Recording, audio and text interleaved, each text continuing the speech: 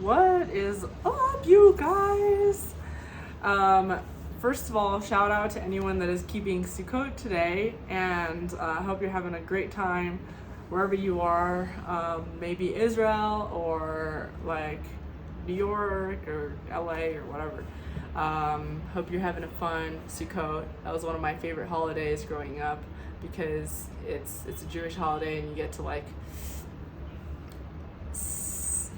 eat and sleep and do fun stuff in a kind of like a hut that your parents build outside in your backyard. And I'm not going to get into why it's done, but if you're doing that, hope you have a great time. If you are very confused, Google Sukkot, Sukkot. It's a Jewish holiday and it's weird to a lot of people, like even Jews. When I was working in DC, there were like Jews that I was working with that had never heard of that holiday, which it's because it's an Orthodox Jewish holiday. So anyway, Orthodox Jews keep it, but other Jews are like, what? What's that? Anyway, so here is my assessment of whether you are ready to leave your 9-to-5 job and go venture on your own as an entrepreneur. So first of all, I spent a few years working at jobs and trying to get out of it. So I would work at a job for a few months, try to get out of it, realize I couldn't do it on my own, try to get back into a job, try to get out of it, realize I can't do it on my own, and so back and forth. And it was very exhausting and crazy. And here are a few reasons why, even though I was very sure that I had a system going or I had a way to make money outside of my 9-to-5 job, or I was able to do something small while working at a restaurant. No matter what I tried, I always ended up having to take a full-time job, go back into the full-time slave master, boss has my entire schedule controlled kind of lifestyle. And this is why.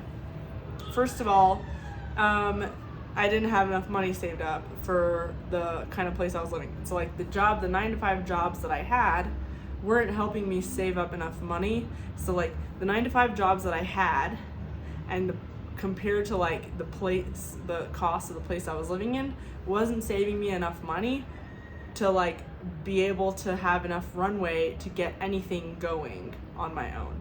So for example, I had this Airbnb business. There's up and downs. I because I had no money saved up for my job, because all of my money that I made for my job went to rent and cost of living, I wasn't able to have, and I didn't have enough money to have those few months where you're waiting to set up the Airbnbs and this and that. So I went into crazy debt. I had to shut everything down. I got in trouble. So that's just one example. Or didn't have enough time to look for a new place to live, so you just don't have enough runway to get your business running. So savings, cost, place that you're living in. Another thing is just sheer having a strategy, you know what I mean? And I don't want to say experience or skill, because you don't need experience or skill or hard work. Don't listen to that bullshit. You don't need any of that shit to do it well on your own. In fact, all you need in order to do well on your own is some time to come up with a good plan, strategy, time and time and money. Time and money. You just need to be able to come up with a good strategy, some kind of money-making strategy. I'm gonna hire 10 people to mow lawns for me, and then I'm gonna take a little bit off the top, but I'm gonna manage it and make sure that they have a consistent stream of business. And I'm gonna go to knock on people's doors every day and make sure that I get customers, stuff like that. So whatever your plan is, make sure you know what it is before you quit your job. So, and make sure that it's a plan that is ready to implement right now before you quit your job. So before you quit your job, make sure that you know exactly how you're gonna do it, because a lot of times people quit their job, I'm gonna go off on my own and be a boss, and they don't have they don't have a full plan. They have like an idea in their head, but it's not a full executable plan. And they end up, in the worst case scenario is like what I did in DC, where like I have a plan, but it's not fully functioning, or maybe it even was functioning, but it just wasn't established enough and stable enough for me to like have enough runway in case shit hits the fan, because the places I was living in were so expensive. So like I was living in DC and that was very expensive.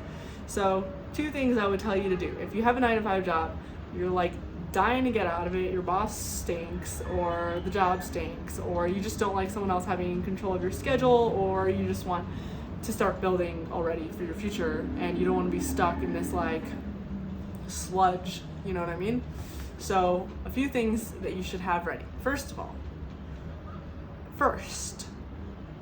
start taking out loans. Your job, you have a 9-to-5 salary. A lot of real estate investors, like myself, wish that they could have a 9-to-5 salary, because that would allow them to leverage a loan from the bank to buy more real estate. So it's really hard for a lot of us to buy real estate, because real estate is only profitable if you're using other people's money. And for reasons I'll explain to you in another video, like it only makes sense if you're using other people's money, because then you can do it at scale, and you can, and because real estate, like gains, they're consistent, but they're so little over time. So you want to be taking out loans, bank loans, investment, you know, like the easiest way is to do it through a bank loan, because the bank isn't going to ask for like a percentage of your equity, you know what I mean? Unless you don't pay them back. But pay them back. Have a plan, pay back your loans, pay back your mortgage, pay your mortgage every month.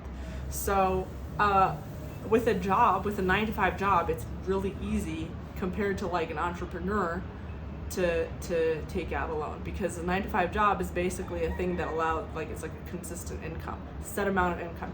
Even if you were to say, hey, but like I have, you know, I work in a restaurant and I make like, you know, between $4,000 and $5,000 a month every month at the restaurant that I work at, they're not going to take that. That's not acceptable. It has to be a set, guaranteed salary, and you have to have a letter from your boss saying like, this is the salary and it's set, and we plan to keep this person.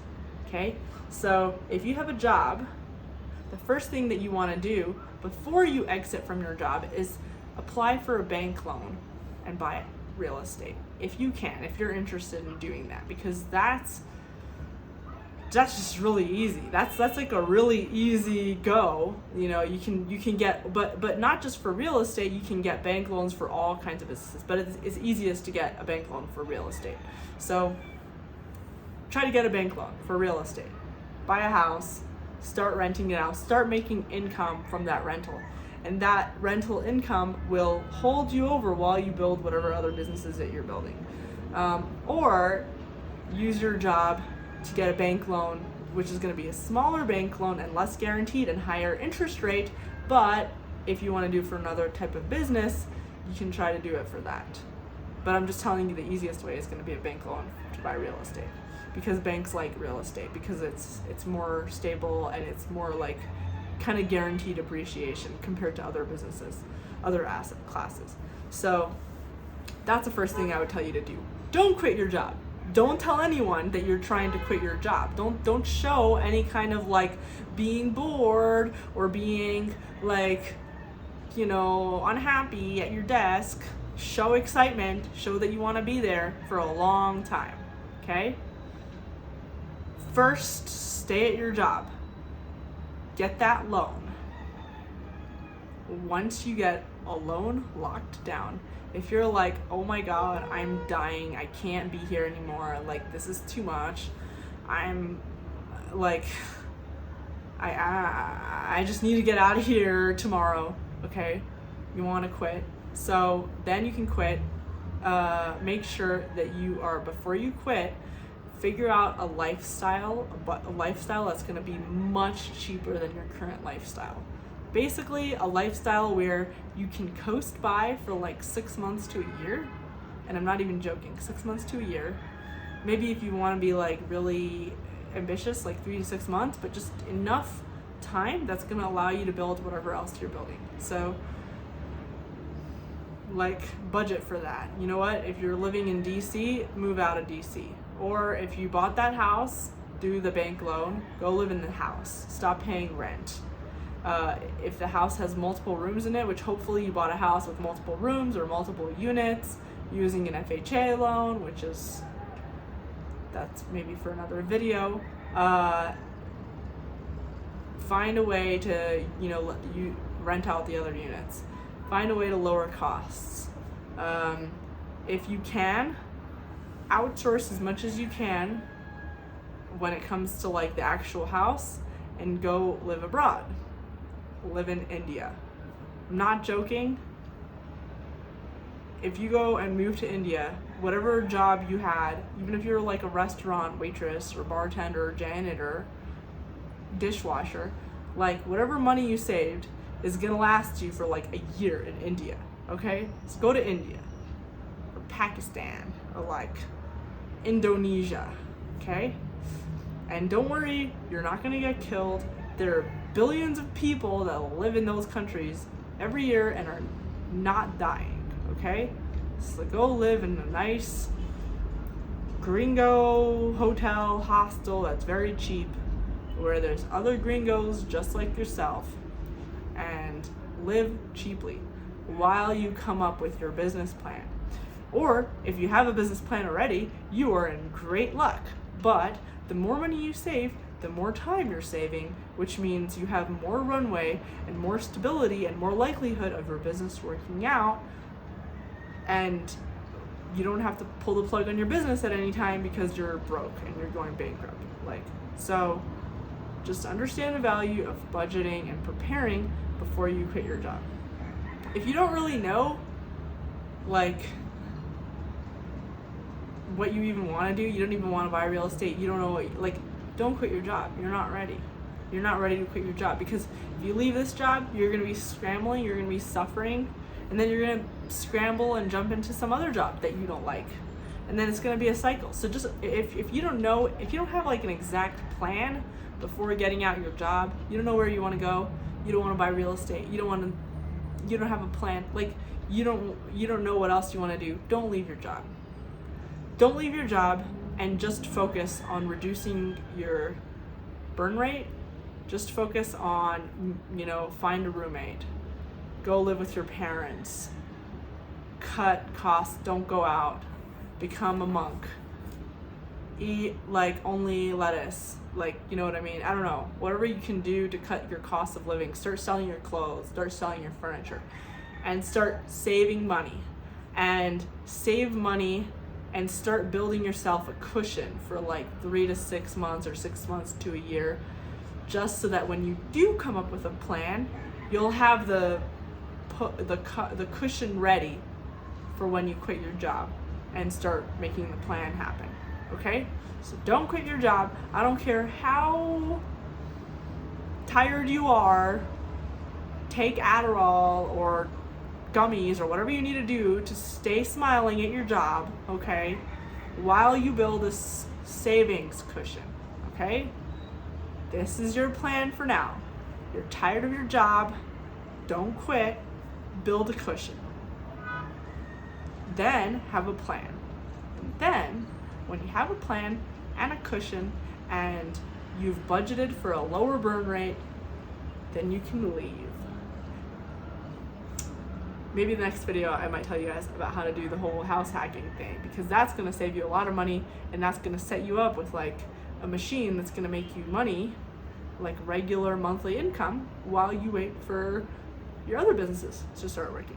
So anyway, hope this video was helpful in some way, and there's a rooster cuckooing in the background, and it is very funny and annoying. This is it was very funny and cute in the beginning, but it's starting to be constant. Anyway, see you guys. Thanks for watching.